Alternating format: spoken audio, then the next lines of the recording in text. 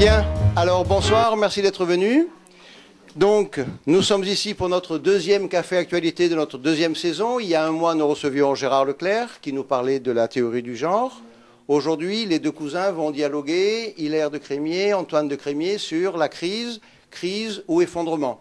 Vous savez que dans Politique Magazine, depuis 3 ans, 4 ans, Hilaire parle de la crise, la prévoit, l'annonce. Antoine lui-même nous a fait ici 2 cafés que j'appelle remarquables, non pas pour lui faire plaisir, mais parce que je le pense vraiment et vous le pensez tous. Donc, ils sont tout à fait compétents, tous les deux qualifiés, pour un débat qui va être enrichissant sur ce sujet. Notre prochain rendez-vous, c'est le samedi 10 décembre, et je vous dis d'ores et déjà que le 7 janvier, ce sera Jean-François Mattei qui viendra animer notre café. Donc c'est prometteur. Jean-François Mattei, on ne le présente pas. Il vient de donner au cahier de Lerne, sur Charles Maurras, un magnifique Maurras et Platon. Alors, nous étions hier soir, Hilaire le disait tout à l'heure, et ce matin à la conférence à l'Assemblée générale de Jean de France, autour du prince Jean, parce que vous le savez, pour nous, soutenir le prince, être avec lui, être autour du prince Jean, c'est sinon notre seul rôle, notre seul devoir, c'est un de nos devoirs essentiels et principaux. On y a vu beaucoup d'amis de la France entière, on en rendra compte dans la faute à Rousseau, vous verrez ce compte rendu. Donc aujourd'hui, nous démarrons notre deuxième café actualité. Je vous signale une chose, nous avons dépassé la barre des 170 000 symboliques téléchargements sur Vimeo. Vimeo est le site sur lequel se trouvent les vidéos de ces cafés, entre autres, que nous enregistrons. Alors, 170 000, c'est beaucoup, c'est pas assez, il ne faut pas s'en satisfaire, je ne vous le dis pas pour un cocorico, je vous le dis pour vous dire qu'il y a des choses qui marchent, il y a des choses qu'on doit faire marcher encore mieux. Je suis très content que le café d'Antoine, la seconde partie, en soit à 2600 téléchargements. Et ce qui est intéressant, c'est que non seulement les téléchargements ne faiblissent pas, ne s'arrêtent pas, mais au contraire, ils continuent et ils augmentent. Et je vous signale, pour ceux qui étaient là, que Gérard Leclerc, donc, il y a un mois, en une seule semaine, a fait 1483 téléchargements. Alors, je crois que ça, c'est une des réussites, il faut le dire. Donc, par contre, je vous avais dit à la réunion de rentrée que nous devions faire un effort, je vous l'avais demandé, parce qu'il faut quand même, Internet ne suffit pas, il faut quand même qu'à intervalles réguliers, notamment pour ces cafés politiques, pour le 21 janvier, pour Jeanne d'Arc, pour le 1er septembre prochain, Maurras 2012, il faut quand même qu'on ait l'habitude de se retrouver physiquement nombreux. Et donc, je vous avais demandé le 24 septembre, et je vous le redemanderai, nous vous le redemanderons, de lire bien sûr les blogs, mais aussi d'être présent chaque fois que vous le pouvez. Bien. Le blog d'Hilaire. Oui, les blogs. Le blog de la FRP, la faute à Rousseau, le blog d'Hilaire de Crémier, bien sûr le site du prince Jean de France. Voilà. Alors, maintenant, je vais passer la parole aux deux cousins. C'est Hilaire qui va faire une très rapide petite introduction, et ensuite, nous allons écouter ce débat qui promet d'être passionnant. Alors, merci à nos amis de Marseille, dans un premier temps. Merci, et c'est pour moi toujours un plaisir de venir ici. Et alors, pour la première fois, nous allons conférer, Antoine et moi, devant nos amis, et je crois que nous pensons à peu près la même chose, et par conséquent, nous allons nous efforcer d'éviter les doublons. Peut-être avons-nous des approches différentes, parce que la crise, elle est multiforme. Alors, la crise, bien sûr, elle est là. Ça fait plus de 4 ans que dans Politique Magazine, j'écris sur cette crise, et je crois pouvoir dire qu'elle se déroule à peu près comme annoncé dans les colonnes de Politique Magazine. C'est assez surprenant. Elle n'a pas été prévue. Elle n'a pas été... Elle n'est pas vue. Elle n'est pas encore vraiment vue. Parce que... on s'imagine, vous vous souvenez, il y a 6 mois encore, on disait la crise est derrière nous, on en sort. Et maintenant, on est obligé de concevoir que cette crise est en réalité devant nous, et infiniment plus grave qu'elle n'a été estimée.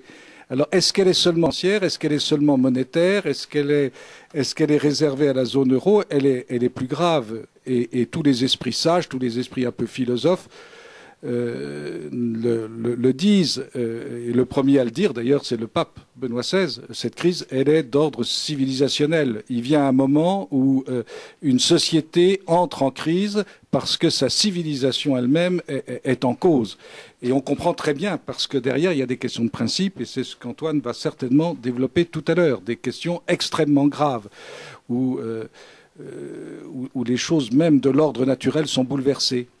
Alors, quelques mots pour situer. Donc, nous sommes après ce sommet de Cannes, il vient de s'achever.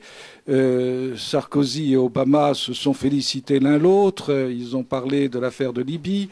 Ils ont dit qu'ils allaient se soutenir l'un l'autre. Mais concrètement, d'après le communiqué final, il apparaît que tout ce qui était prévu de ce G20, qui aurait dû être pour le président Sarkozy, qui s'est donné effectivement beaucoup de mal pour sa réussite, qui aurait dû être quelque chose comme une apothéose. Il a été président pendant 1 an de ce G20. Eh bien, c'est terminé, malgré toutes les apparences contraires qu'on a voulu donner, c'est terminé par, on le voit bien, par une déclaration où il n'y a rien, Notamment, on attendait à ce que les pays dits émergents, qui sont plus du tout émergents puisqu'ils ont émergé, apportent leur liquidité, comme on dit, puisqu'on croit que c'est toujours un problème de liquidité, alors que c'est un problème de solvabilité, ce qui n'est pas la même chose. Donc on s'imaginait que les Chinois, les Brésiliens, les Russes allaient arriver avec leur paquet de monnaie et puis qu'ils allaient les mettre chez nous, au motif qu'on avait constitué ce fameux fonds européen de stabilité financière qui lui-même aurait été doté de fonds garantis, uniquement garantis, de 400 milliards. Et tout ce système qui avait été inventé au cours des 15 derniers jours, des 3 dernières semaines, bon, un peu préparé par les experts derrière les politiques, mais tout ce système qui a été monté pour sauver la zone euro s'est trouvé volé en éclats et puis ne produire concrètement aucun des effets qu'il était souhaité qu'il produise.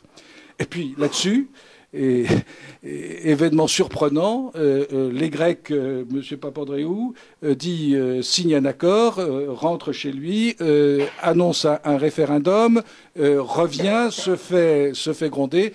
Et puis vous savez que ça s'est passé à Cannes devant toutes les caméras et qu'il y avait des airs très graves qui étaient pris par Mme Merkel, par Nicolas Sarkozy, on grondait le mauvais élève, etc. Tout ça, vous l'avez suivi, on ne va pas y revenir.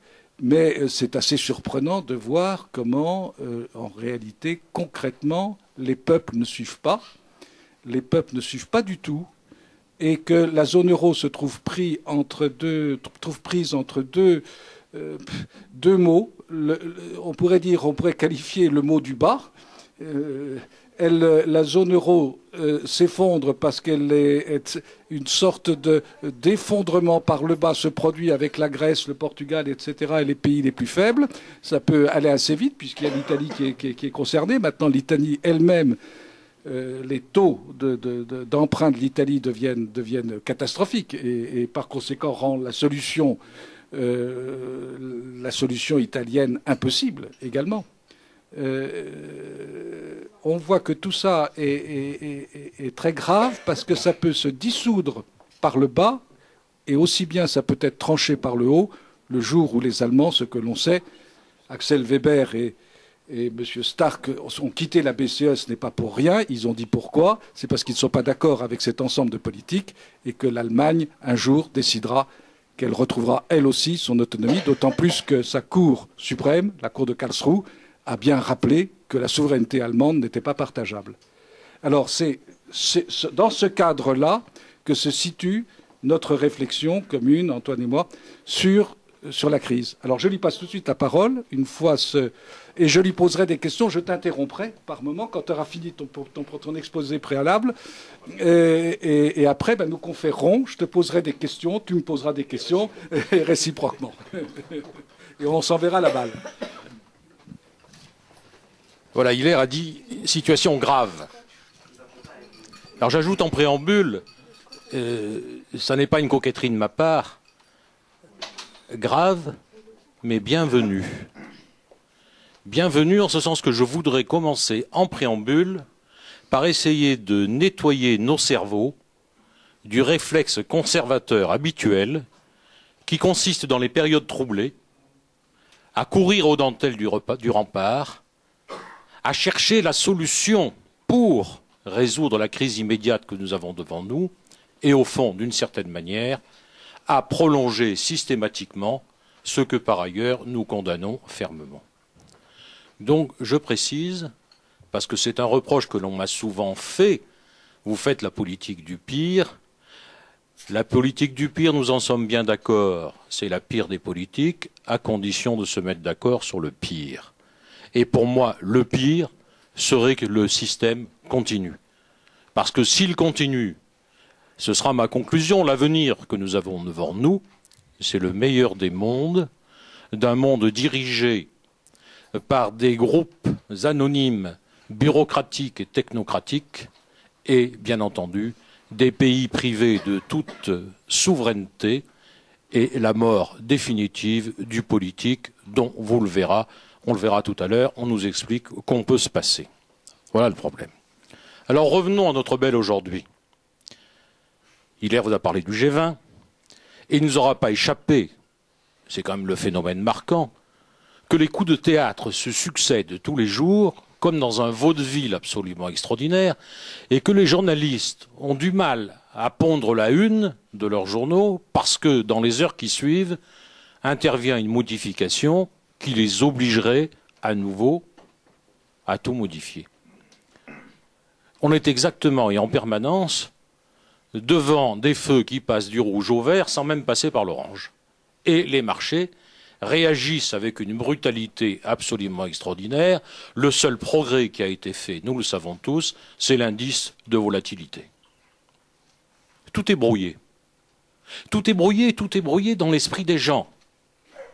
Interrogez vos amis, interrogez des gens peu politisés ou même qui prétendent bien connaître les choses de la politique. La rivalité droite-gauche. On va vous dire, ah là là, si la gauche revient au pouvoir, c'est la dette. Qui a creusé la dette? Qui a creusé la dette? La droite est au pouvoir depuis longtemps. La droite a creusé la dette. Qui a dérégulé les marchés? La gauche. Bérégovoy-Jospin. Autrement dit, tout le monde est acquis fondamentalement à la même conception du monde. La seule perspective un peu différente qui s'est produite récemment, que ce soit avec Mélenchon et un certain nombre d'autres, on l'a vu dans les primaires socialistes en particulier, c'est cette espèce de montée de l'idée de démondialisation sur laquelle il faudrait revenir pour la préciser, la cadrer, etc. Mais il y a une espèce de révolte hors des partis de la Sarkolandie, d'une certaine manière. Il y a quelque chose qui se fait jour. Il y a les indignés dont nous sommes fondamentalement, même si nous le sommes de manière un peu différente. Bien, beaucoup de choses, tout est brouillé. Et venons-en plus précisément au titre de la soirée. Le sujet crise et effondrement du système. Je ne vais pas y revenir très vite parce que je l'avais déjà fait ici même. Crise est un mot qui me déplaît absolument. Nous ne sommes pas en crise, il faut se mettre ça dans la tête. Pourquoi? Parce que crise est un mot du vocabulaire si vous reprenez le dictionnaire. Crise exprime un excès, une crise de larmes, une crise du logement. Et une fois la pathologie bien identifiée, on y apporte des solutions. Et d'ailleurs, si l'on en croit certains, je pense à Chantal Delsol en particulier, elle nous dit après tout, au fond, la crise est l'état normal des sociétés. Avec ça, on n'est pas très avancé. Alors, de quoi s'agit-il? Ceux qui vont un peu plus loin dans l'analyse vous disent crise systémique. On a eu un moment, il y avait la crise économique, crise systémique. Qu'est-ce que c'est qu'un système? Un système, c'est un ensemble dans lequel chaque élément est à la fois cause et conséquence de tous les autres. C'est donc un système clos. C'est un ensemble clos, etc. Et s'il y a crise du système, ça veut dire qu'il faut changer de système. Ça veut dire très précisément que la réforme du système, par modification de tel ou tel élément, est inopérante et qu'il faut effectivement changer de système. Mais de quel système parle-t-il quand il parle de crise systémique? Du système économique et financier. On se limite à cette espèce de clôture. La crise systémique concerne exclusivement le domaine économique et financier. Vous repérez là les habitudes libérales de séparation des choses. Il y a l'économique et le financier d'un côté, il y a le religieux d'un côté, il y a le politique de l'autre, etc. Mais tout ça, c'est séparé. Donc, crise systémique.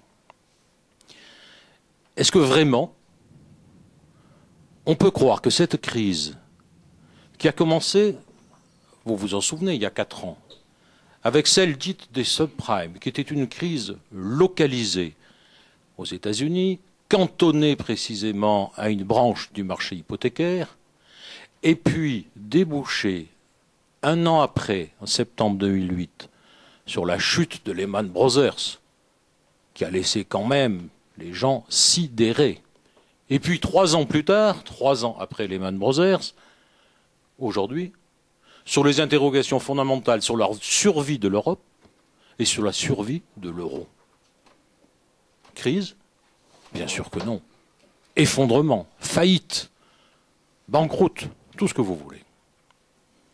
Une chose est certaine, les marionnettes qui se disent politiques, qui étaient jusque-là portées tranquillement, parce que c'est ce qui s'est passé jusqu'en 2007, par les progressions du PIB, par la progression quantitative d'un certain nombre d'indicateurs dont on nous disait en permanence qu'ils étaient toujours verts, ça a profité à nos politiques. Ils surfaient là-dessus, le politique s'effaçait peu à peu, remplacé par le marché, mais le marché jusque-là donnait des résultats satisfaisants pour tous, puisqu'on nous expliquait que tout le monde s'enrichissait. Et Hilaire l'a dit en introduction, ce qui est absolument extraordinaire, c'est que personne n'ait rien vu venir. Alors que la crise était à l'évidence, inutile d'avoir fait Polytechnique, inscrite dans les faits depuis, hors la question politique, le début des années 2000. Les bulles constituées étaient lisibles et évidentes. Lehman Brothers crée la surprise, et chez nos hommes politiques, c'est au sens vrai, je rejoins ici tout à fait Jean-Pierre Dupuis, c'est la panique. C'est la panique au sens vrai du terme, c'est un effondrement d'un système dont personne ne pouvait prévoir ou penser qu'il allait s'effondrer. Panique donc. Comment réagissent-ils dans l'urgence? On résout les problèmes de liquidité, notamment l'arrêt du marché interbancaire, par un afflux de liquidités. Et vous verrez que systématiquement, on résout les problèmes de la dette par un peu plus de dette. C'est la facilité, on crée de la monnaie. Alors même si à un moment donné, on a eu l'impression que les États-Unis et l'Europe avaient 2 politiques un peu différentes, l'austérité d'un côté pour l'Europe, le flot de liquidité, les quantitative easing, 1, 2, bientôt 3 aux États-Unis, avec des dettes colossales, mais que M. Obama ne nous fasse pas la leçon. L'endettement américain est de 15 000 milliards de dollars, nous on est à 9 000 milliards d'euros, c'est vrai, pour l'Europe. C'est pas mal, c'est certain, et on ne les remboursera jamais. Mais qu'est-ce qui est important? Qu'est-ce qui s'est passé après le G20? Référendum grec. Référendum grec, les bourses s'effondrent. Vous voyez immédiatement la contradiction évidente entre les nécessités du marché et l'opinion. L'idée qu'on va faire appel à l'opinion provoque un effondrement des bourses. C'est quand même quelque chose d'extraordinaire. Et immédiatement, la réaction Merkel-Sarkozy, c'est de dire non, on vous interdit de faire ce référendum. Autrement dit, demander dans les circonstances actuelles leur avis au peuple concerné est quelque chose qu'il faut éliminer par principe, parce que les gens sont assez bêtes pour ne pas comprendre là où est leur intérêt et de voter n'importe quoi. Donc interdit. Et on vous prévient, si jamais vous faites ce référendum, d'abord, nous vous dictons la question qu'il faut poser à l'exclusion de tout autre. c'est de savoir si, oui ou non, vous voulez rester dans la zone euro. Point final. Le reste vous est interdit. Papandréou l'a bien compris, d'autant qu'un certain nombre de ministres ont eu des pressions de leurs petits copains européens qui leur ont dit, si vous faites le référendum, on vous coupe les vivres. La deuxième tranche, les 8 milliards d'euros ne seront pas débloqués et vous allez faire faillite. Chantage. Ce qui est extraordinaire et ce qu'il faut comprendre, et je vais venir tout de suite à cette conclusion provisoire, c'est que des instances qui n'ont pas la moindre légitimité démocratique, mais dont tous les membres se prétendent démocrates, interdisent le recours à l'élection, le recours au vote. C'est quelque chose d'absolument extraordinaire. Autrement dit, nous sommes là devant une disparition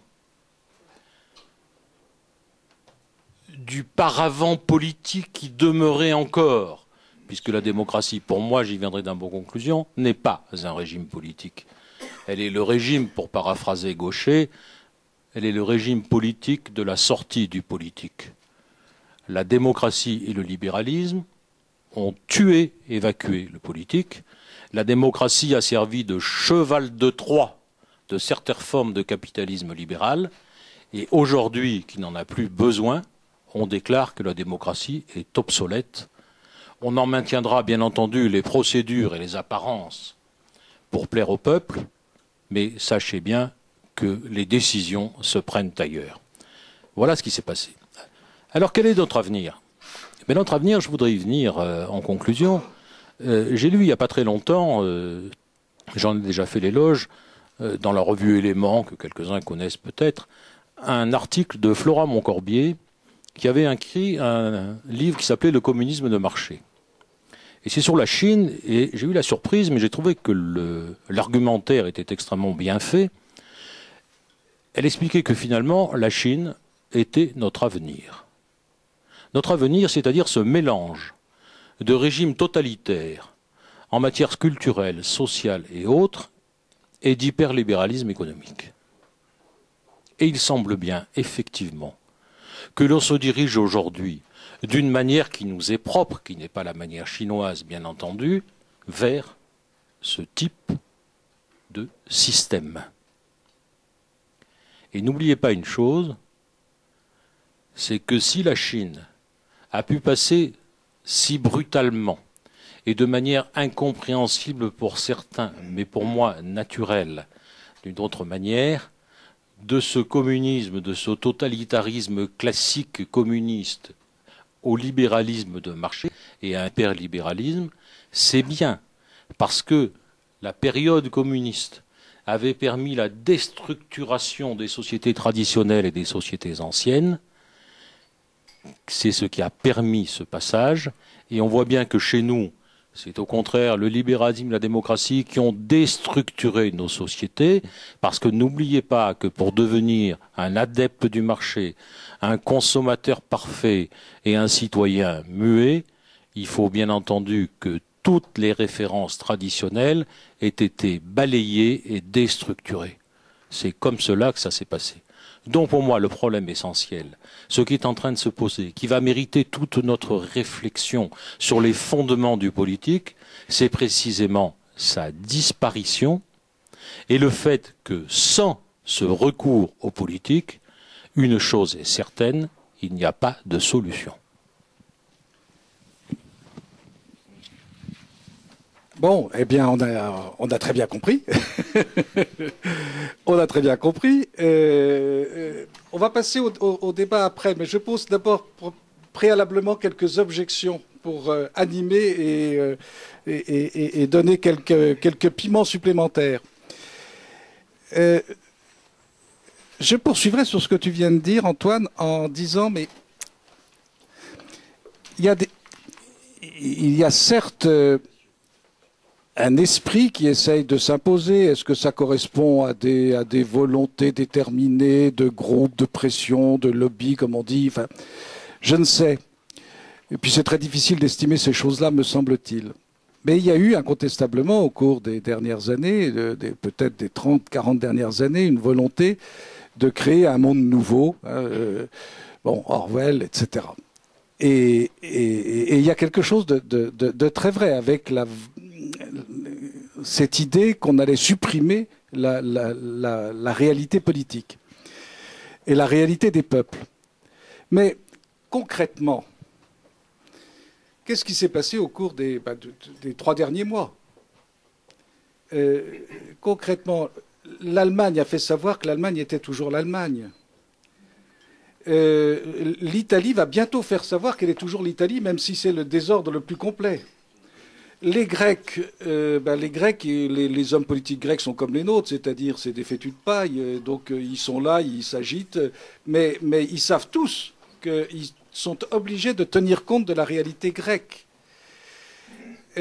Donc, quand même, le grand plan, le Big Brother, il a du mal à s'établir. Tu refuses le mot crise, ce que je conçois tout à fait, parce que c'est plus grave que cela, c'est civilisationnel. Mais tout de même, les réalités politiques, elles sont là. Alors, ce qu'il y a de dramatique, ce que je crois qui est vraiment dramatique pour nous, Français, c'est qu'il me semble que dans beaucoup d'autres États, en Angleterre, qui est pourtant très malade, en Allemagne, qui est également pourtant très malade, mais qui a des forces, que dans d'autres pays, il y a une anticipation de ce qui va venir. Et ce qui me fait, pour ma part, peur, d'une certaine manière, peur pour mon pays, c'est qu'il me semble que nos hommes politiques n'ont pas d'anticipation réelle de ce qui peut venir. Donc pour eux, il n'y a qu'un plan A. Je suis persuadé qu'en Allemagne, il y a un plan B qui est déjà élaboré dans l'esprit d'une très grande partie de l'opposition et même d'une partie de l'opposition à l'intérieur de la CDU. Vous avez des Allemands qui pensent aux marques, incontestablement. En France, il n'y a pas, mettons de côté l'opposition nationale, mais il n'y a pas de plan B, c'est-à-dire que la seule solution qu'ils envisagent, c'est de continuer ce que tu appelles le système. Et voilà, bon, ma question c'est, malgré tout, je crois qu'on va vers des échéances et que, somme toute, on sera bien obligé d'imaginer d'autres solutions que les solutions du système qui n'en sont pas. Oui, je suis tout à fait d'accord avec toi, à une nuance près. Accord, bien entendu, sur le fait de dire qu'il y a quand même des lignes de résistance qui se créent, des lignes de résistance nationales, sauf chez nous. Ah, je suis d'accord avec toi. Malheureusement, pas chez nous. En Allemagne, c'est évident. Mais en Allemagne, je crois qu'il n'y a jamais eu d'interruption. En ce sens que depuis le début, l'Europe est allemande. Oui. L'euro, c'est le mark. Et c'est la raison pour laquelle l'Allemagne, l'économie allemande, pouvait surfer sur un euro fort. Ça ne la gênait pas, de la même manière qu'éventuellement, si elle revient au mark, elle aura un mark fort. Et puis, elle avait un modèle économique qui est encore un modèle économique qui est fondé en grande partie sur la qualité de ces grandes PME qui sont exportatrices, qui fabriquent des produits de qualité. C'est encore une nation industrielle. Le problème, c'est que les modèles économiques sur lesquels nous avons surfé, nous et d'autres, je pense à l'Espagne en particulier, qui est un des grands malades de la zone européenne, on a surfé sur cette idée qu'au fond, une économie moderne, c'était une économie qui était fondée essentiellement sur l'ingénierie financière, sur l'immobilier et les services. Et aujourd'hui, on est terrorisé à l'idée que si jamais se produisent ces résistances, d'une certaine manière, ces protectionnismes et le retour au chacun pour soi, on va se retrouver, nous, le bec dans l'eau. Parce que la France, par exemple, qui a sacrifié son agriculture, n'est même plus autosuffisante en matière agricole. Si demain, pour une raison ou pour une autre, ce pays fantastique, qui est doté d'un territoire absolument prodigieux dans ses variétés et en matière agricole, n'est plus capable de suffire à la subsistance et à la nourriture de ses habitants. On finirait bien par y arriver, mais il faudrait un moment. On a donc, là où je rejoins totalement Hilaire, et il faudrait se pencher sur cette question-là, une caractéristique spécifique, particulière, marquée de la France, à avoir oublié qu'elle était France. Ça, c'est vrai. Et je poursuis. Il y a 3 mois, il était inenvisageable qu'un pays puisse sortir de l'euro. Maintenant, on écoute BFM, c'est la conversation la plus régulière. France Info, ça commence à percer. C'est l'ordre dans lequel il faut prendre les choses. Donc, on commence à envisager d'abord que la Grèce puisse sortir de l'euro. Mais pas simplement de façon comment dire, de façon précipitée. On voudrait que ça se fasse de façon ordonnée. Et pour quelle raison veut-on que ça se fasse de façon ordonnée? C'est qu'on sait très bien que si la Grèce fait défaut et si la Grèce revient à la drachme, eh bien évidemment tout le reste de l'Europe en sera ébranlé et que ça donnera des idées à d'autres peuples. Donc, une fois la Grèce, une fois la première maille du tricot démaillée, ben, le reste va se démailler. Or, cette idée qui était impossible de faire, de même concevoir il y a encore 3 mois, en dehors de toi et de nos quelques amis qui sont ici, eh bien, elle devient une idée, j'allais dire maintenant presque courante et surprenant au moment du sommet de Cannes, du G20 de Cannes. Il a été dit en marge du sommet, y compris par les chefs d'État pris sur des perrons par-ci, par-là, qu'on aurait mieux fait de ne pas mettre la Grèce dans l'euro. Les mêmes qui soutenaient qu'il fallait absolument qu'elle y entrât puisqu'elle faisait partie de l'Europe. Donc on envisage la réalité de manière différente. Il va bien falloir que les politiques essayent de faire un peu une synthèse de tout ce qui a été dit et qui rejoint nos propos essentiels, hein, notre propos essentiel. Premièrement, et ça c'était le propos du professeur, il est tout à fait vrai que on a cherché au cours des 50 dernières années, dans la construction européenne, entre autres, mais également sur le plan mondial, à constituer une société qui était la société de ceux enfin, où la direction était donnée à ceux qui savaient. Voilà. Et même les hommes politiques étaient soumis à ceux qui savent. C'était le pouvoir du savoir. Hein, et pour une raison très précise, c'est pas un jeu de mots. Je ne sais plus quel est le nouveau philosophe qui avait employé cette expression, je ne sais plus si c'est Glucksmann ou un autre, qui avait employé cette expression très vraie pour définir les sociétés totalitaires telles qu'elles sont apparues à partir de la fin du XIXe siècle, on peut dire. C'est le savoir du pouvoir qui permet d'avoir le pouvoir du savoir. On a le pouvoir du savoir et ça vous permet, ce pouvoir du savoir, d'avoir le savoir du pouvoir. Seuls savent comment fonctionne le système, ceux qui ont la connaissance du système. Et on comprend très bien qu'on aboutit dans ce type de société à des cooptations beaucoup plus qu'à la démocratie est toujours une démocratie de façade. Voilà. Et ça, c'est le premier point qui ressort évidemment de nos propos communs à tous, de vos interventions. Et le deuxième aspect, c'est que malgré tout, c'est plaqué. Et la façon dont répondent les gens qui savent, c'est de dire « Ah oui, mais ça, c'est super parce que la crise va nous permettre d'avancer. » Vous avez remarqué, à chaque fois qu'il y a une crise européenne, vous avez toujours un Lamassoure ou un Bourlange ou quelque autre de ce type-là qui fait une tribune dans le Figaro pour dire « Très heureusement, l'Europe est allée de crise en crise et c'est comme ça qu'elle a progressé. » Et à chaque fois que le progrès se fait, la crise prochaine est plus rapprochée encore, et elle est plus grave. Et je crois qu'au cours de ces derniers mois, ce que nous avons vécu, c'est une accélération de la crise, parce qu'à chaque fois que l'on prétend résoudre ce qu'on appelle la crise, tu as raison de dire que ce mot n'est pas convenable, mais à chaque fois qu'on prétend résoudre la crise, on aggrave la suivante. On a transformé, par exemple, les dettes privées en dettes publiques. Voilà. Bon, eh ben, c'est très joli. Sur le moment, en 2008, Sarkozy a pu dire, grâce à moi, le monde a été sauvé. De fait, il a téléphoné à Obama, il a téléphoné à Merkel, entre eux, entre coups de téléphone, avec à côté d'eux leurs experts, M. Muscat maintenant, et puis quelques autres, et on décide de sauver la situation. Et donc on sauve la situation, on vit des instants terribles, et on progresse. Mais malheureusement, ça va de plus en plus vite.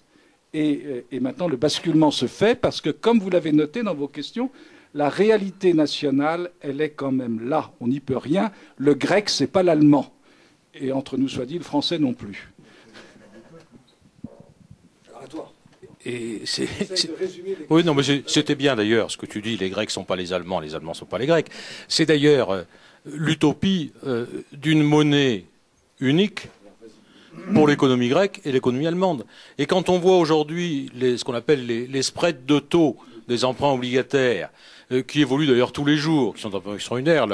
L'Italie, effectivement, était à 6,40, je crois, aujourd'hui, ou quelque chose comme ça. Les Grecs, à un moment, ils ont atteint des sommets. Alors, c'est ce qui fait, d'ailleurs, ah non, ils sont arrivés à 70% sur le 2 ans, à un moment donné. Je vous livre une anecdote. Tout le monde a pris des emprunts grecs. Pourquoi? Ils étaient rentables. Mais pour des banquiers, c'est curieux, quand même. Parce qu'on sait bien qu'il y a une adéquation immédiate entre le taux de rendement et le risque. Lorsqu'on vous propose une affaire, on vous dit, monsieur, ça va vous rapporter du 40% par an, ne me dites pas que vous ne me méfiez pas, ou alors vous êtes un fiefé crétin. Vous vous méfiez, vous dites, oulala, qu'est-ce que c'est que cette histoire? Moi, je peux vous proposer des appartements qui vous donneront des taux de rendement à 20-25% dans les quartiers nord de Marseille. Je ne suis pas sûr que, comme placement en capital, ce soit quelque chose de remarquable. Et je vais vous lire une anecdote. Monsieur Blancard, directeur général du Crédit Foncier, vient de se faire virer par la Caisse d'épargne avant la fin de son mandat, parce qu'on vient de découvrir qu'il a pris, pour une boîte comme le Crédit Foncier, c'est quand même extraordinaire, 1 milliard d'euros d'emprunts grecs. Folie. Folie. Et ça va poser un problème majeur. Donc il s'est fait virer. Et j'ajoute une toute petite chose, même anecdote comparable. Monsieur Marini, qui était le président de Dexia, vous savez le sort de Dexia, il y a 3 mois, tenait un discours pour expliquer que Dexia, ça y est, elle était sortie de la crise, et que même, ça allait devenir profitable. Bon. Et évidemment, est arrivé ce qui est arrivé. Les décisions ont été prises d'ailleurs contre son gré. Et à ce moment-là, pour se défendre, il a dit « Attendez, c'est que quand Mme Lagarde était au ministère de l'économie et des finances, elle m'obligeait à prendre des obligations que moi je ne voulais pas prendre, des obligations d'État que moi je ne voulais pas prendre. » Et donc, il essaye de faire reporter la responsabilité sur les hommes politiques. Et il est probable, c'est pour ça que j'interviens, il est probable que pour le Crédit Foncier, ça a été la même chose. Parce que comment se font les placements des obligations dans ces cas-là? Jusqu'à présent, ça se passait très bien. Vous aviez des gens qui téléphonaient, tu me prends 1 milliard, c'est comme ça que ça se plaçait. Puis comme c'était des bons rapports, c'était... Bon. Et puis maintenant, avec ce qui se passe, eh bien, tout le monde se retrouve avec du papier qui n'est pas simplement toxique, mais c'est du cyanure. Et attendez, et derrière, il y a les CDS. Et une des raisons de ce qui s'est passé à Cannes, et que les gens ne savent pas, puisque ces choses-là ne sont pas mises sur la place publique, c'est qu'en réalité, pourquoi Obama est-il venu et est-il si inquiet? C'est parce que les banques américaines ce sont elles qui ont inventé les CDS.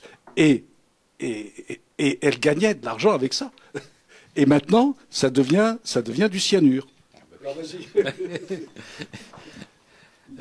Ce qui était du profit devient du passif. Le rêve européen nous a été vendu, en particulier par les Français, comme le rêve. C'est pour ça, si tu veux, qu'il y a les 2 aspects de la question qu'il faut mettre à jour. C'était le rêve d'une Europe, non pas Europe puissance, mais Europe dépolitisée, dont la citoyenneté était faite des valeurs communes de la démocratie. C'était ça qu'on nous a vendu. Et on nous l'a vendu, comme toujours dans ce cas-là, avec un mélange d'historicisme et de volontarisme. C'est-à-dire qu'on nous expliquait qu'il fallait vouloir ce qui était inéluctable. On l'a connu avec le communisme, ça. La société sans classe est inéluctable, et donc il faut y participer et la vouloir. C'est notre avenir radieux. Et tout d'un coup, ceux qui nous ont vendu ce rêve, qui sont complètement déculturés dans leur tête, même s'ils sont quelquefois brillants, se retrouvent avec un problème politique, je vous l'accorde, qui monte, mais qui sont bien entendu dans l'incapacité la plus totale de résoudre, parce qu'ils n'ont plus la moindre conception politique, ils ont été dépolitisés dans leur tête, nettoyés de tout résidu politique qui appartiennent dans leur esprit au passé. Et c'est bien la raison pour laquelle, dès qu'on évoque des régulations, des frontières, etc., là, plus personne ne comprend. Alors, on nous amuse, on nous dit « Ah, il faut dénoncer les États voyous, les paradis fiscaux, il faut dénoncer certaines méthodes financières comme la titrisation, la faute des banques, la faute, etc., trop de marchés, trop d'États, etc. » C'est ridicule tout ça. Ça n'a aucune espèce d'intérêt. C'est un phénomène beaucoup plus global qui nous a emmenés dans le mur. Il ne répond plus, le système, à des solutions, à un carburant, j'allais dire, économique et financier. Il va falloir passer aux politiques et ils en sont incapables. Les politiques sont devenus des techniciens. Des techniciens de la politique. Il va y avoir des questions. Vous aviez évoqué Obama là, tout à l'heure. J'admire, moi, que M. Obama nous fasse la leçon. C'est absolument extraordinaire. Ils sont plus endettés que nous. Et vous avez quand même aujourd'hui 22 États américains qui sont en quasi-faillite. La Californie, la dette californienne est 5 fois la dette grecque. Dans un certain nombre d'États américains, on ne paye plus les fonctionnaires 1 jour sur 5. Ils ne travaillent pas. Ils sont en état de quasi-faillite. Et il est évident que la dette colossale qu'ils ont accumulée et qu'ils augmentent de jour en jour, ne pourra pas non plus être remboursé. Il y a quand même quelque chose de neuf. Même dans les radios françaises, je ne dis pas la télévision, je ne la regarde pas, mais même dans les radios et même dans la presse, ce qui est pourtant est rare. C'est-à-dire que depuis quelque temps, j'écoute BFM tous les matins, comme vous probablement, eh bien, vous avez un type comme, comment s'appelle-t-il, de La Marche, hein, un Olivier de la Marche, je crois que c'est son prénom, oui. Olivier de la Marche, tous les matins, ou pratiquement, sur BFM, eh bien, il dit ce que vous lisez dans nos journaux, dans Politique Magazine. Il le dit carrément, avec son point de vue à lui, qui n'est pas forcément le même d'ailleurs, mais qui est... et jamais, ce n'eût été envisageable il y a encore 1 an ou 2 ans. Et il dit, attendez, on l'interroge sur la fameuse nuit salvatrice du 21 au 22 octobre. C'était quasiment la nuit de Noël. On en avait pondu l'enfant divin. Et lui, le lendemain matin, il a ricané. Il a dit, qu'est-ce que c'est que ce truc? De toute façon, ça ne marchera pas. Et 2 jours après, tout le monde savait que ça ne marcherait pas. La bourse avait monté et la bourse est redescendue. Et ça, je crois que c'est quand même quelque chose de nouveau. Il y a bien sûr cette effroyable dictature de la pensée unique qu'un Sevilla dénonce avec juste raison. Tout ça, c'est vrai, mais il y a des failles. Et je trouve que les failles sont de plus en plus nombreuses et elles accompagnent d'ailleurs les failles du système. Comme je pense que probablement, à la fin du soviétisme en URSS, la liberté de parole est devenue beaucoup plus grande au fur et à mesure que le système s'effondrait. Nous, c'est peut-être un bon signe, puisque tu parles d'effondrement. Alors, monsieur, vous disiez, l'effondrement, on ne le voit pas, et comment peut-on faire de la politique? Tu répondras après, Antoine. Je donne une première idée.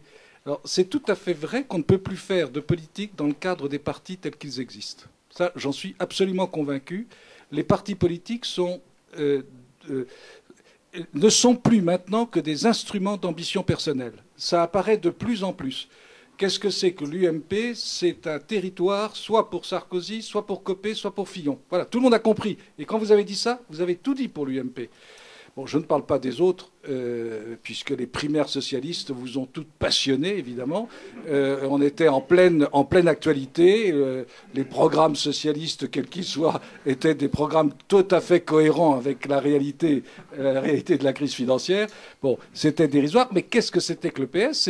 C'est uniquement le marchepied de Hollande. Ça n'a aucun intérêt. Et Hollande, et alors, je rajoute quelque chose au propos d'Antoine, très pessimiste. Je suis aussi pessimiste qu'Antoine sur ce plan-là, c'est que j'estime qu'il n'y a pas d'hommes politiques à l'heure actuelle qui apparaissent à l'horizon.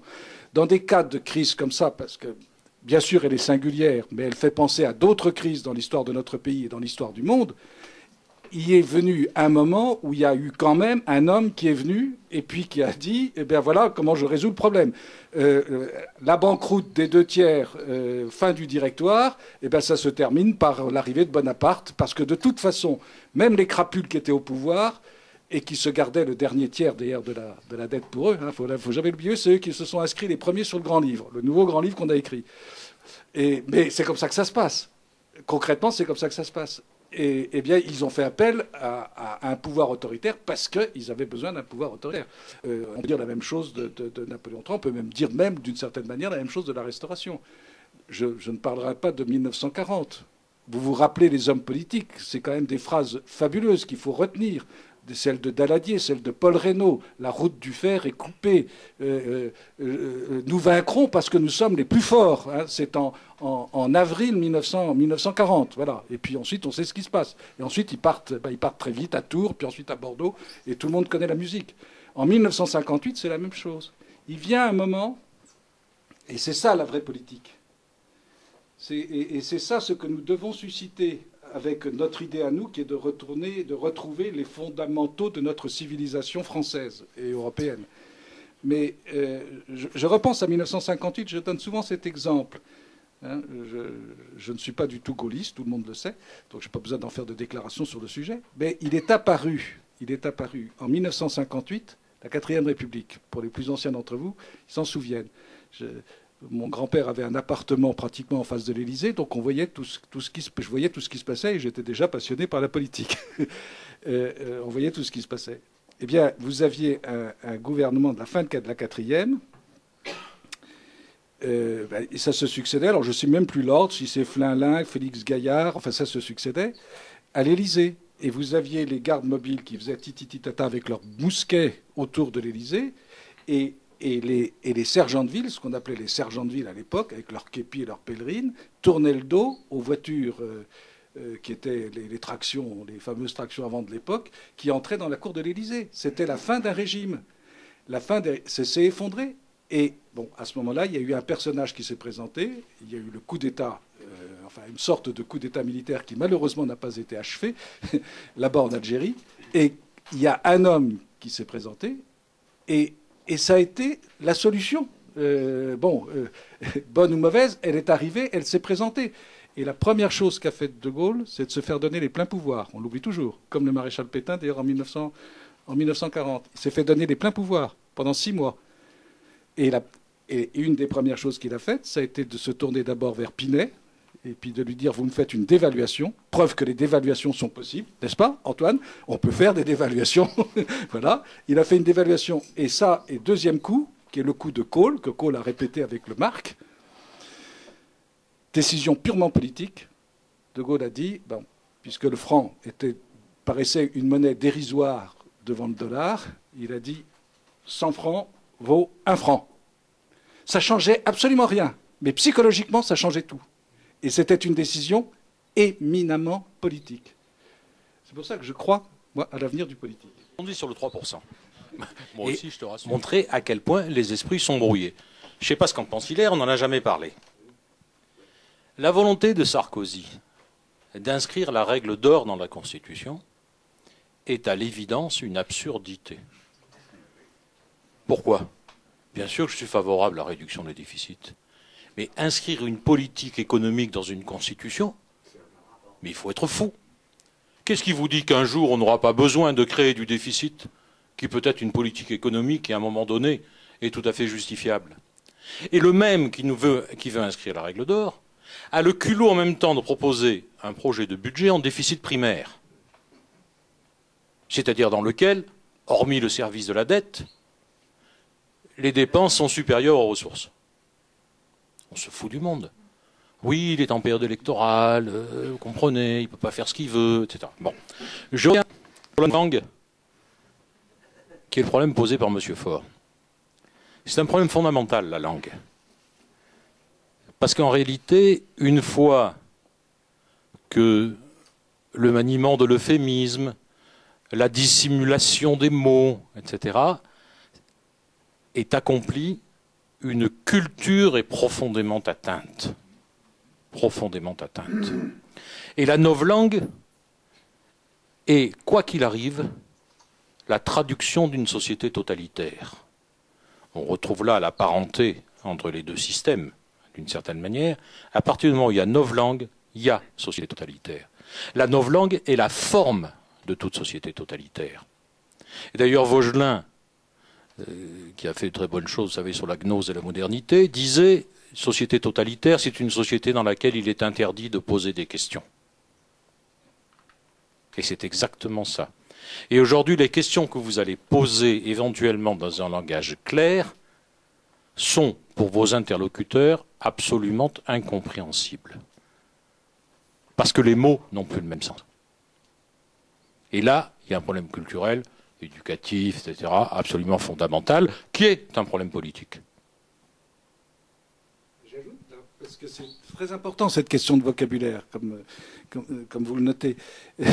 C'est très curieux de voir comment les hommes politiques, j'allais dire les hommes religieux également, inventent des mots pour couvrir la réalité. Ce n'est pas pour la dire, c'est pour la couvrir. Alors, on appelle actif toxique ce qui devient en réalité et concrètement un passif. On appelle restructurer une dette ce qui est concrètement une banqueroute. On vous dit on va diminuer de 50% de la cote, on va faire une décote de 50% de la dette grecque, sans se rendre compte que par le fait même que vous dites 50%, c'est en réalité déjà 100%. Donc on trouve toujours des mots pour essayer de voiler la réalité et par conséquent de ne jamais aborder le problème de fond. De ne jamais aborder le problème de fond. Et le problème de fond, c'est qu'on est devant une crise, alors ça je suis complètement d'accord, qui est une crise pour la France en particulier. Il y a quelque chose de beaucoup plus grave en France.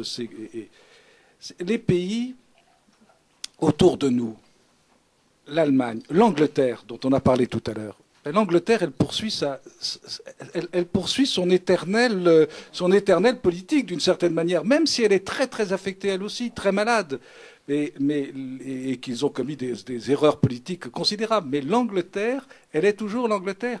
Ce qu'il y a de vrai dans le propos de Patrick, c'est que en France, on est peut-être plus malade dans la mesure où la France n'est pas revenue sur quelque chose de considérable qui existe chez elle et qui est le poids de son histoire, c'est cette fameuse coupure de la Révolution française. Les Russes reviennent sur leur révolution. Et ils essaient d'ailleurs de faire Ils ne sont pas pour ça, ils ne rejettent pas tout. Mais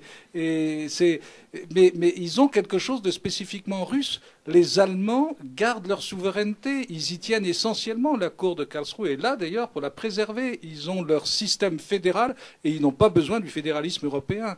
Les Allemands ont essayé de constituer l'Europe à leur profit en manière de droit public. Quant aux Anglais, ils ont essayé de transformer l'Europe en un droit commercial anglais. Ils y ont parfaitement réussi. Et les Français, qu'est-ce qu'ils ont fait? L'idée européenne a été l'idée de substitution en France de l'idée nationale. Et là, nous parlons des gens de notre génération, on est de la même probablement, monsieur, et nous avons vu ça dans nos collèges, dans les meilleurs collèges, car nos parents nous mettaient dans les meilleurs collèges. Et dans les meilleurs collèges, on a très bien vu, et tu as parlé de la démocratie chrétienne, c'est tout à fait ça, ça a été une substitution à l'idée nationale, on a substitué l'idée européenne, et tous nos condisciples ont été formés là-dedans. C'est ce qu'on leur apprenait à Ginette. Et, voilà. Et tous. Et d'ailleurs, vous regardez les hommes politiques, tous ceux qui ont eu de l'influence et de l'importance au cours des dernières années. Ça ne sera plus le cas peut-être dans 50 ans. Mais aujourd'hui encore, c'est tous des gens qui sont sortis des bons collèges. Sarkozy, il sort de Franklin. Ils sortent de Franklin. Où est-ce qu'il a appris toutes les idées qu'il dirige? Il les a apprises à Franklin, des jésuites. Ségolène, elle sort des Ursulines. Martine Aubry, elle sort des oiseaux. Bon, Mitterrand, chacun sait qu'il sortait des maristes. Il faut arrêter de dire que nous sommes le résultat d'un complot anti-français ou anti-religieux. C'est pas vrai. Concrètement, les hommes politiques qui nous dirigent à l'heure actuelle, vous les prenez tous, y compris M. Hérault, ils sont tous sortis des bons collèges. Et ils ont ce sont tous des privilégiés de la nature et de la grâce, j'ajouterais. De la nature. Ils ont jamais, à aucun moment dans leur vie, ces gens-là n'ont connu un moment où ils n'ont pas eu un petit croissant à leur petit déjeuner. Ils ne savent pas ce que c'est. Ils ne savent pas ce que c'est. Et la deuxième chose, c'est qu'ils ont tous été dans des bons collèges et qu'ils ont reçu une excellente éducation et qu'ils transforment leurs idées religieuses qu'ils ont reçues, et ça sous l'influence, malheureusement, de certains clercs français et d'une grande quantité de clercs français, il faut bien le dire, ils ont transformé en idées politiques et ils ont transformé leurs dogmes, en religion. Par conséquent, on n'y touche pas. Ils ne veulent pas revenir sur ce qui est pour eux un substitut de religion. Je ne sais pas si je me suis bien expliqué. Ils ne peuvent pas. Et le retour à la politique sera le retour au réalisme. Voilà, alors l'éternelle question, donc, mais... Il ne faudra plus avoir de croissant petit déjeuner. Je crois qu'on sera sauvé le jour où Martine Aubry, Hollande, Sarkozy n'auront plus de croissant à leur petit déjeuner. Alors, sur la question politique, et au fond la question qui a été posée et que vous posez d'une certaine manière, c'est qu'est-ce qu'on peut faire? Alors, modestement, d'abord, constituer, organiser une réflexion fondamentale sur les fondements, justement. Les fondements de la politique en particulier. J'ai toujours pensé, et pour moi la revue universelle devrait en être le support, j'en ai parlé avec Hilaire, mais pour le moment j'ai rien fait parce que ça demande un travail énorme, il faut être clair, qu'il serait grand temps d'organiser une enquête sur la démocratie. Un peu sur le principe de l'enquête sur la monarchie, de manière différente, bien entendu, mais savoir ce que c'est. Vous savez très bien qu'aujourd'hui, c'est pas moi qui le dis, je ne sais plus quel démocrate dont j'oublie le nom à l'instant, il dit lui-même, 2 démocrates ne peuvent pas se regarder sans rire en prétendant que la démocratie est le gouvernement du peuple, par le peuple et pour le peuple. C'est une vaste rigolade et tout le monde le sait. Donc organisation, me semble-t-il, d'une enquête sur la démocratie, et peut-être, dans le prolongement, mais il faut commencer par une enquête, un grand colloque sur la démocratie. Savoir enfin ce que c'est. Voir si effectivement, il existe, et j'en suis persuadé, des lieux où la procédure démocratique est justifiée, dans un certain nombre de cas, puisqu'au fond, nous sommes tous, je crois, plus ou moins tenants d'un régime mixte, du régime mixte classique. Il y a donc une réflexion fondamentale à entreprendre. Mais pour que cette réflexion apparaisse comme attirante, compte tenu de la langue de bois, d'un certain nombre de choses qui ont été dites ce soir, il faut que nous apparaissions en même temps, et c'est peut-être là qu'on a peut-être une petite révolution mentale à accomplir, que nous apparaissions comme les contestataires radicaux de ce système, et j'ajoute pour moi les seuls contestataires radicaux.